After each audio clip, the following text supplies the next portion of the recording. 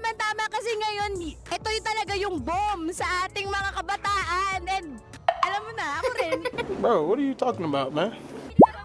Oo, kasi nag-aantay ako may magbigay sa akin bulaklak eh. Pero, Kapag kinalo mo siya with milk drinks, talagang ramdam mo yung sipa, yung suntok ng kape. That's why it's grumpy bean kasi you're grumpy without coffee. alam mo pangalan nyo? Kali, sobrang cute. Kari, sobrang cute. Kamusta naman? How is it working at Inaras Cafe? It's so like Tagal. Sir, anong name? Rendel po. Kamusta ka naman, Sir Rendel? Okay lang po. Hindi ka pa naman pagod? Di pa naman po. Oh, hindi pa pagod! Kaya pumili na kayo! Welcome sa Found and Featured. Ako si Angel, ang inyong host. And for today's episode, nandito tayo ngayon sa Yabangan Night 2026. Ito ay isang event na ginaganap taon-taon bilang parte na rin ng paghahanda sa makulay na kapistahan ni San Sebastian. At kung mahilig ka sa cars, motors, pagkain, at tumangkilik sa local businesses, tamang-tama kasi nandito yan lahat ngayong gabi. Ang Yabangan Nights ay isang celebratory night event kung saan nagtitipon ang mga car at motorcycle enthusiasts para ipakita ang kanilang mga rides mula custom builds hanggang stock beauties sa isang masaya at buhay na atmosphere. Bahagi ito ng Lipa City Fiesta Celebration tuwing Enero, kung saan ang Day 1 Motor Show ay karaniwang ginaganap dito sa Ayala Highway Bypass Road. Mas malaki, mas maingay at mas exciting dahil itinuturi ito bilang isa sa pinaka-iconic na gabi ng fiesta. Puno ng big sound, motorcycle culture, sponsors at community participation. Makikita mo rito ang vibrant youth culture ng Lipa, mga kotse, motor, malalakas na tugtugan at nighttime social energy. Ang yabangan ay hango sa salitang yabang o showing off. Ngunit higit pa rito, isa itong pagpapahayag ng sariling identidad. Bawat ipinakita rito ay refleksyon ng personalidad at karakter ng taong nasa likod nito. At hindi lang ito tungkol sa rides, ito rin ay pagkakataon para sa ating local brands at small businesses na i-feature ang kanilang produkto at kwento. Mukha naman ng mga... Kayo po ba yung may-ari na tong Inara? Sino? Pwede po ba kayo may-interview saglit? Okay lang po ba? Ito na lang. Ayan. So, ayan po, mula po kami sa Found and Featured channel. Nag-feature po kami ng mga local business stories dito sa Lipa City, Batangas. And nakita po namin yung stall nyo and grabe na-attract kami. Very aesthetic and stuff. Ay, kaya nga, ang cute, very it's giving Cubao girly. Ayan. I am Angel po from Found and Featured. And ano po name nyo? Claire po. Claire. So, si Miss Claire po ay owner? Yes po, owner po ng Inara Cafe. Okay, so gusto lang po namin malaman yung backstory ng Inara Cafe. Can you tell us about your product and paano po ito nagsimula? Okay. Last 2023 po, I graduated from De La Salle Lipa. So, after graduation ko po, tinayo ko tong business ng coffee kasi nahilig ako sa kape simula nung third year. So, marami ako naging inspiration bago ko natayo tong kapinto. So, yung bestseller po namin dito are number 1, Inara Signature. Si Inara Signature, kayang-kaya kang ipaglaban kung mahilig ka sa matapang na kape. Go for Inara Signature. Then, kung ikaw naman po ay mahilig sa sea salt latte, yun po ang aming number 2.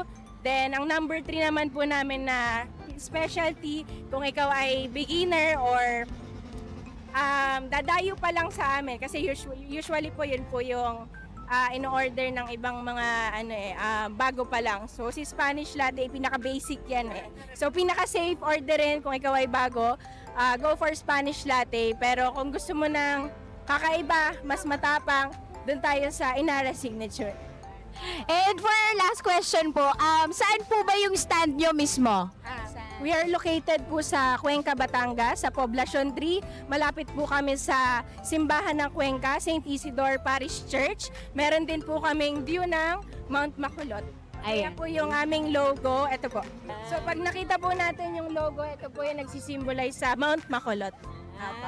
Alright, thank you. So, taga Cuenca, Batangas pala. And welcome to Lipa. Ayan. And tandaan nyo guys, ha, yung signature coffee ng Enara if you want to try yung matapang nilang taste. Ayan. And of course, kung mabitin man kayo, ngayong gabi ay nasa Cuenca, Batangas lang sila. You can visit their store. And of course, grab some friends, diba? Para mabisita sila at matikman ng kanilang kape. Ano mo pangalan nyo? Kali, sobrang cute. Kari, sobrang cute. Kamusta naman? How is it working at Enara's Cafe? It's so like Tagal. So like tagal, are you enjoying naman? Yeah, super enjoy po dito sa Abangan Nights. Kaya bumili na kayo ng kape sa Enara Cafe. Ayan, ang galing naman ng sales talk nila. So yan, try natin guys yung Enara Coffee Signature nila. So yan, titikman natin ngayon yung Enara Signature Coffee by Enara Cafe. Okay, let's mix it. Tikman natin guys. So yan. Guys, masarap. Ang OA, pero masarap siya. Oh, like may tapang siya, pero like hindi siya yung na tapang. Hindi yung pait na tapang. Tamang tapang lang talaga. Talagang parang feel ko na paglaban ako, ma'am. Pwede lang. Thank you po for Enara Cafe Signature. Sarap, guys. Salamat. Kita nyo guys, naiyak ako. Sarap. At very affordable pa ng kanilang prices. You can visit there. No? Yan po ang prices nila. Yan, para may view kayo of how much their products are. So yan, balik kayo dito guys. Balik-balikan natin ang Enara Cafe with a view of Mount Makulot sa Cuenca, Batangas. Meanwhile, Oo, nag-ano rin kami dito. Ilang beses ko pumunta dun sa ano. Ito pa na yun! Madam! Sorry naman, napachika kami. Close na kami, ganito na kami guys. Tara mag-picture sa ganun. Ang fun. O tara, pwede makipicture. Ayan. So ngayon, nandito tayo sa Fresh Flowers by Tres Flores. At hanapin natin yung owner. So, hello po, good evening po. Sino po yung owner dito? Kayo po yung Tres Flores. Pwede po ba kami mag-interview? Saan po kami pwedeng makita? Dito po or dito na lang po? Kinakabahan sila, madam. Kinakabahan ng Tres Flores. Huwag po kayo ma-pressure. Ako lang to. Edit out. Edit out daw. Ayan. So kasama natin ngayon ang isa sa representative ng Tres Flores. Ayan, pwede po ba kayo magpakilala at paano po nabuo ang business? We are Tres Flores. My name is Anne, Ma'am Tel, and Jelly. We are friends and then nag-brainstorming kami. Sabi namin, ano kayo maganda business bukod sa may mga career. So, naisipan namin, nakikita namin kay TikTok yung 100 peso bouquet na parang sikat siya sa Manila. Why not dalhin natin sa Lipa City, Batangas? So kailan po nag-start to? December 17 lang kami. So very recent lang nagbukas itong Fresh Flowers by Tres Flores. So nakakatuwa naman po. And how is the business so far po? So far so good. Yung ano namin, medyo mayabang sa part na mga 2 weeks na ROI na kami. Wow! Palakpakan naman. Palakpakan natin yan. Nakakatuwa naman po. And pwede po namin malaman yung mga different variants nyo ng bulaklak. This is Statis, one of the filler ng mga bouquet. This is Malaysian Moms. This is assorted. This is Egg Aster. Very cutie. Salcedo girly ang dati. Yes. I love it! Yes, dito naman ay Gerbera. Gerbera, guys. And Ito naman ang mga filler natin. Ayan ang mga fillers. Ito, this is carnation. ayan, ganda. Yung rose namin na sold out na kahapon.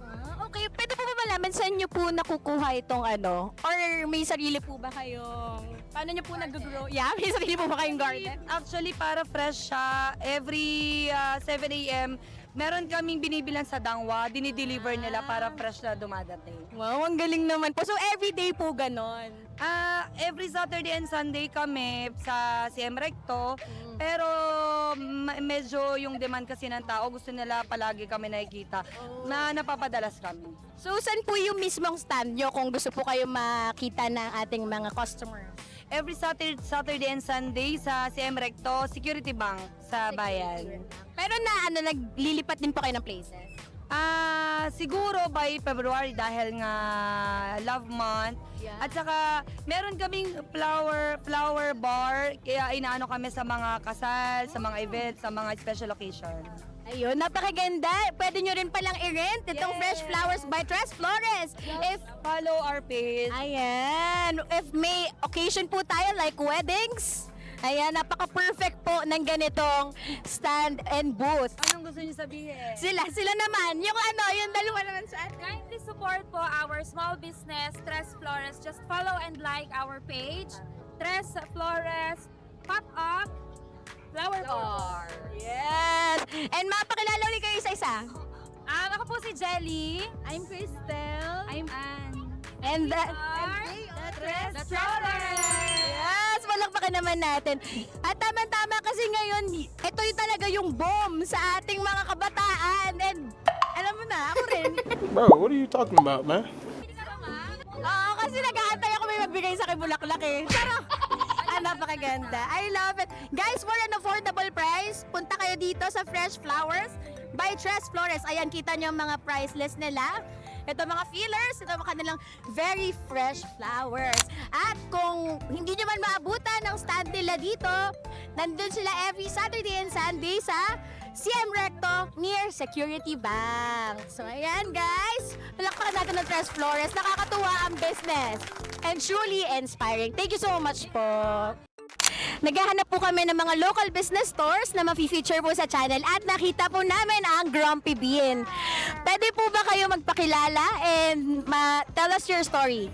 Okay, hi, I'm Tisha, and this is my shop, or like my small, we just started, so it's Grumpy Bean.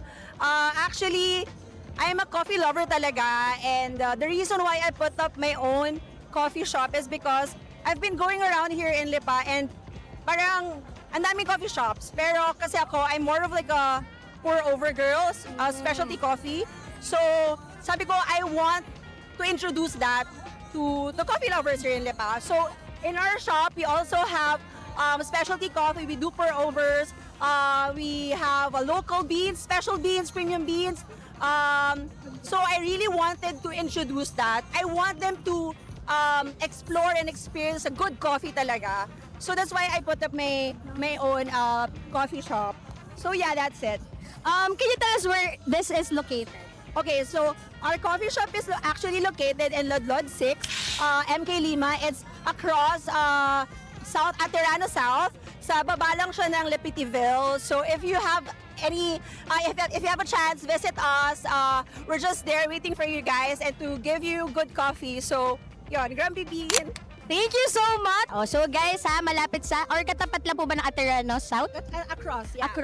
Across Aterano South. So kung hindi nyo man maabutan yung shop nila here, stall nila here, just go to Lodlod, across Aterano South, at makikita ang Grumpy Bean. And can you tell us more about your products po? Okay, actually, our products is a locally sourced beans, but we're not using 100% Arabica only because we wanted something more matapang, you know. Kasi I love 100% Arabica, but I want a coffee that's stronger. So our coffee is actually 60% Arabica and 40% Robusta.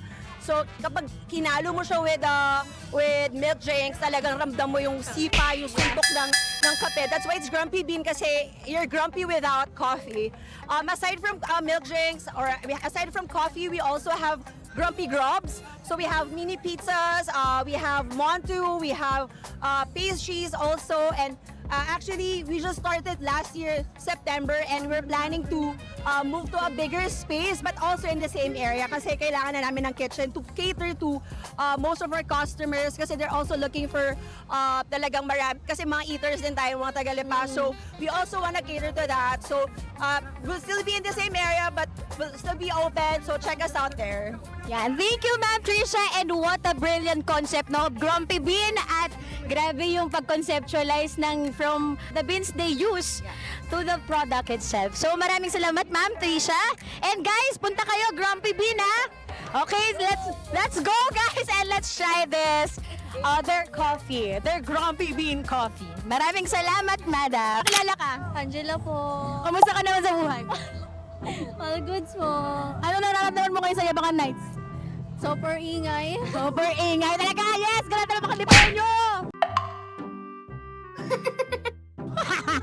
Okay, so right now, we're on another store.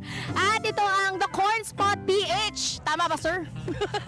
At right now, hanapin natin ang owner ng Corn Spot. So let's go, guys. Good evening po! Pwede po ba malaman kung sino yung owner dito? Pwede po ba kayo ma-interview saglit? Ayan. So, sige po. Dito po tayo, sir. Thank you so much. Alright. So, ayan, sir. We're from Found and Featured. Ako po si Angel. And pwede po ba kayo magpakilala at kung ano po ang business nyo? Okay, I am JM Tagapan, owner of The Corn Spot. At the same time, the local flavors by Apenjo. Yan pa. So, can you tell us the story behind The Corn Spot? Una talaga naming business is manufacturing. Kaso, yung manufacturing namin is hindi ganun ka yung sinusuplayan namin. So, nag-try kami into a service which is nag-diversify kami ng aming business. Itong The Corn Spot na, yun nga kasi ang focus nga ng Up and Joe Flavors kasi is mag-promote ng mga agricultural. Lalo sa mga katulad na itong mais. Sa iba kasi tinatapon lang yung mais eh. So ito kami, nag-create kami ng another flavors. So, nabuo si The Corn Spot. So, 1 year pa lang siya. 1 Yan, year. 1 year. Okay, so can you tell us more about the products? Medyo in-improve lang namin yung mga common na yellow corn. Kasi sa mga common na yellow corn na binebenta, yun nga, Star Margarine lang. At saka tawag doon, yung condensed lang. Ito, nag-add kami ng, meron kaming evaporated milk na homemade talaga namin. Tapos yung cheese, kasi nga pag puro cheese, hindi na natin maging maalat eh. So yun, medyo binigyan namin ng flavors talaga kasi yun nga ang aming team, Up and Joe Flavors. Tapos itong binatog, kung makikita mo yung classic na binatog natin is talagang niyog lang at saka condensed. Ito meron kaming cheese, tsaka extra flavors din. Ayun. Ayun, that's what makes their product so interesting and unique. And sir, can you tell us where this store is located? Ngayon po, sumasali pa lang kami sa mga night market. Regular kami dito sa Talisay, Lipa, night market. Lagi po kami nandyan. Then Monday lang po kami hindi available doon. Yun pa. Saan po yung landmark ng store? Ngayon po, kasi kakabukas pa lang niya, homemade pa lang ito. Pinipwestuhan pa lang namin ngayon is yung mga night market. So guys, kung kayo ay nagki-crave sa mais, ay may binatog tayo at talaga gusto nyo Flavors. with extra flavors, punta na kayo dito sa The Corn Spot PH. Meron silang store sa Talisay Lipa Night Market. Ayun, every puntahan nyo, hanapin nyo si Sir JM. Thank you, Sir JM, and it was nice to know your business. And more power and God bless po sa inyong business. We will try their product. Ano, sir, itatry natin? Cheesy binatog or...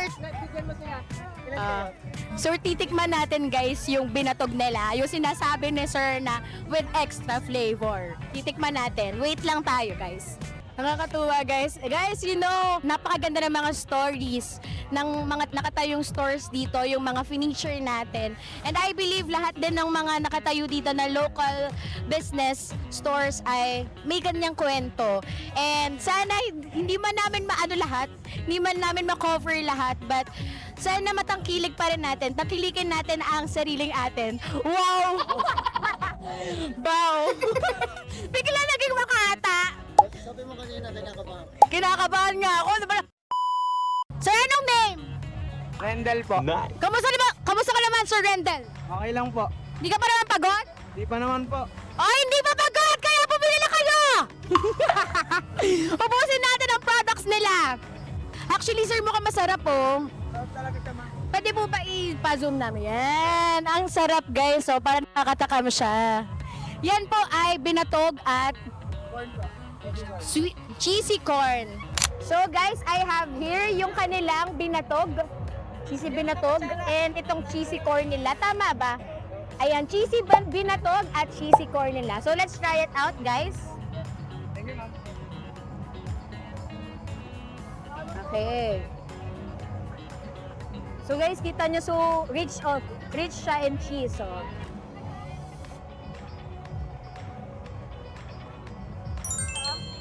Masarap.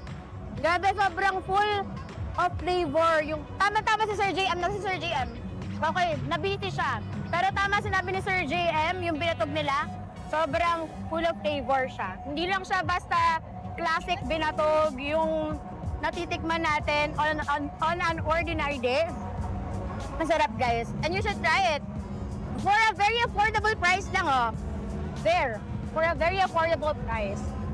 So maraming salamat, kuya. Ang galing mo gumawa, ha. So ngayon, try natin yung sweet corn. Inalo ko lang.